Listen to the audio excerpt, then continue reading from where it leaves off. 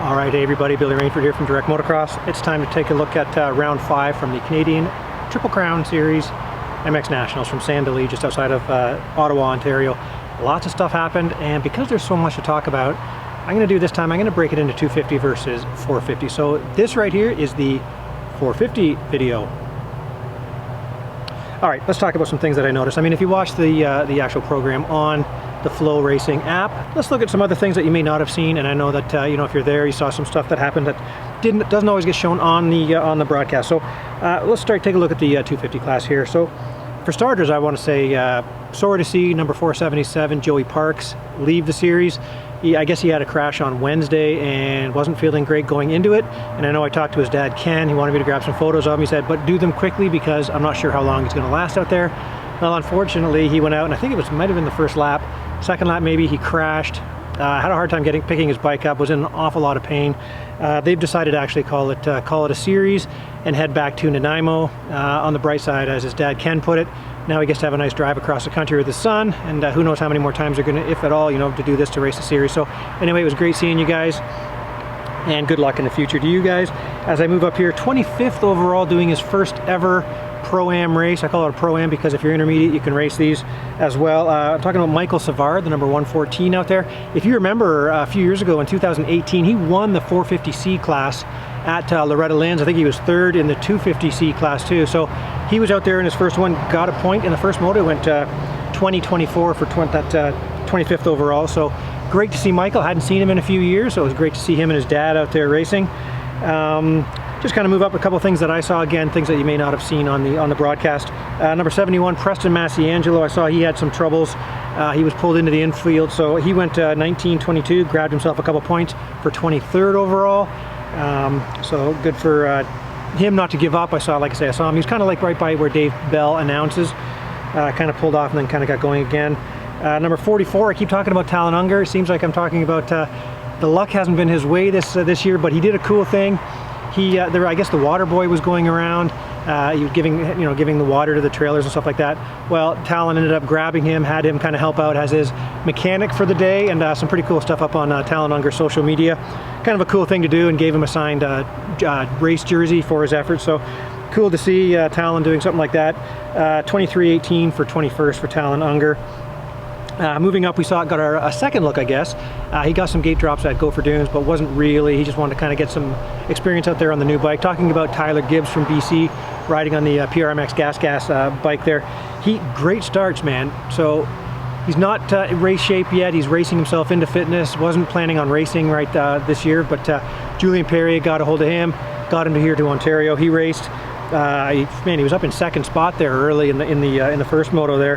He went 16-25 for 19th overall. So great to see Tyler out there. Finishing just ahead of him in 18th place. Talking about Hayden Halstead.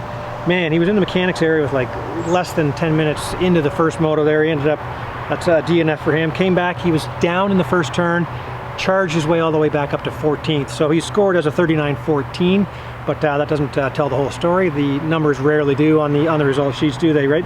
Unless you're there, you just don't know. So he ended up 18th overall. So kudos to him for pushing it there. Just ahead of him, Guillaume St. Cyr was down in the first turn in the first moto. Battled hard, 18-16 for 17th. And again, I'm just kind of pointing out some little things that I saw that, you know, if you look at the results, you're like, oh, what happened there? Moving up, Quinn Amiot, boy, he's having some troubles here. We'd love to see him get up a great start, and talking about number 19 there. Quinn Amiot, but he went 10, and then the first one I saw, it was like I think number 133 Tyler Yates got a little control on the start straight. I'm not sure the whole circumstances there, but I know that Quinn ended up going down, and he was out. Quinn was out, so he went 10 DNF, unfortunately for him. So 15th overall for Quinn. Obviously, he'll be looking to turn his fortunes around there in 2 weeks when we get to Deschambault. Davey Fraser, number 11, ended up 13th. He's just always there. If you're looking at watching the race, there's Davey Fraser up there. He went 11-12. He's actually rounding out now the top 10 in points. He sits 10th in points, so good for him. Number 13, Jeremy Mackay. I made a post on our social media. You see there, he had a bike go on him in qualifying, and I mean, there's only practice and qualifying, one session. So the photo is him running back, rushing the bike back. His dad running back, flying back out into the track just to get some qualifying in. So He ended up going 14.9, and both of them he was way back. The first one he was from last place back to 14th. The second one he ended up 9th, also from way back. So, man, looking for his fortunes again to turn around too at a very close track to him, Deschambault. He was 12th overall. Daniel Elmore, number 39, we've all been impressed with his riding this year. He had food poisoning going into this one. I guess he maybe got it Thursday or something like that, so he was still feeling the effects. I don't know if you've ever had food poisoning, but I can't even imagine these guys riding with food poisoning. I remember you always hear stories about like that, Ryan Villapoto famously. But for him, 12.8 for 11th overall, so way to go to you, Daniel, for sticking that out. He sits 7th in points. He's just 1 point ahead of the guy who finished 10th, Sam Gaynor. Sam looking better, looking much better, looking much more aggressive. We talked about this last week too. Good to see him. He had that really strong moto, 6th place in the second one, so he went 13.6 for 10th. Jamie Powell, the local boy there on the MX101 FXR Yamaha team, he was 9th overall. He came from last place in the first one up to 7th, so he went 7.11 for that 9th. I mean, obviously he's got tons of laps at that track, but good for him to come up from that far back.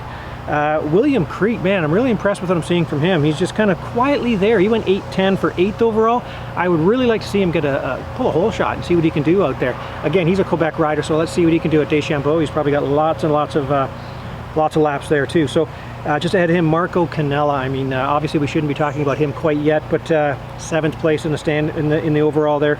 He won the first one. He ran the guys down. He chased them down, took the win. He made the late last pass. Lappers and line choices seemed to be really good, what I was liking seeing from Marco out there. Second moto, he was catching up. Ryder McNabb was out front. Ryder messed up, went off the track, came out. That put Marco right behind him. Marco putting the pressure on him, came around into Hell's Kitchen. And there's a tricky jump there. If you take the inside, you're fighting. If you go on the outside, the 450 guys are tripling into it. Marco got sideways, high speed, crashed, went off, and he was out, so a DNF. So a 1 DNF for Marco, man. Yeah, there are only like 3 laps to go there too, and he was battling for the lead. Marco, I talked to him, you can see the update on the website there.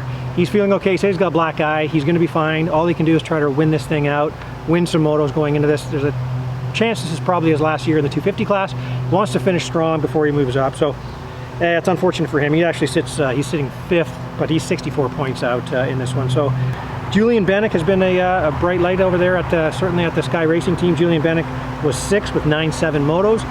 Good for him. And how about 5th overall, qualified 5th, first ever Pro-Am race as well.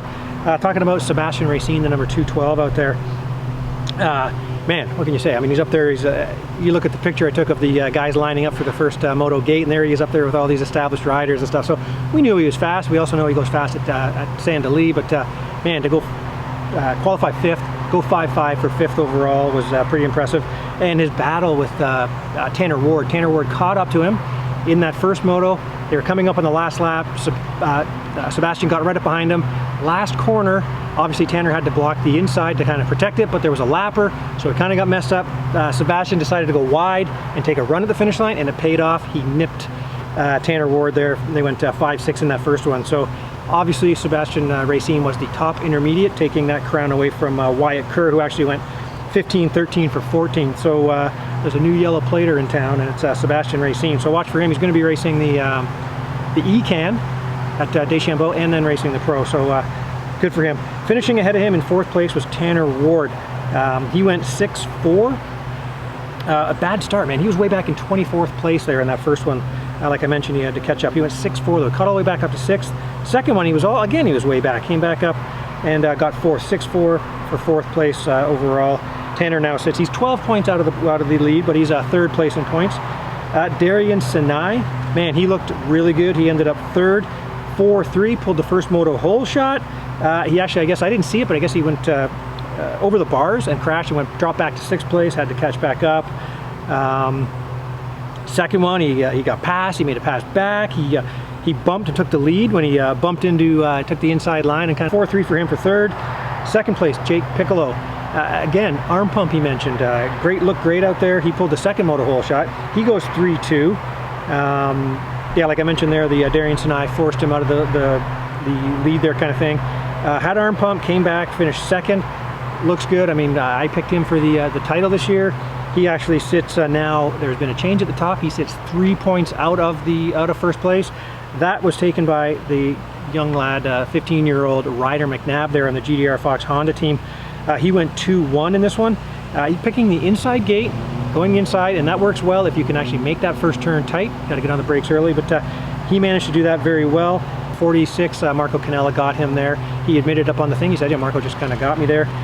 Second moto, a great battle. The top 4 guys were just going at it. If you watch the Flow Racing replay of it there, you can see all that. Then he was leading, and he got a little, I didn't see what happened, but he got a little sideways. Well, I did see what happened. It's on the, it's on there, but he slid out off the track, had to miss a jump. Marco came up, got right behind him. Then unfortunately Marco had his crash, and yeah, he went off to win that one. So looked really, really good. Ryder McNabb now has that 3-point lead over Jake Piccolo in the standings. We have a week off, and then we head to Deschambault. So the track, as far as the track goes, some of the comments were that it was a little one-lined. I guess they had a piece of machinery break. They couldn't till it quite as deeply as they wanted to, so you could actually see some slick spots there. But there was no dust. It was nice and warm, but not too warm. Everything was good that way, I would say. Yeah, so other than that, great round. That's kind of a quick talk about what happened in the 250 class. So lots of stuff to go on here. We got a great battle at the top. Like I say, we got a week off. Some guys will be, there's a money race I know at SMX in Quebec. So if people are out there riding around and want to get some more gate drops in, be sure to check that out. But hey, thank you very much for watching, and yeah, we'll see you next week and 2 weeks in Deschambault.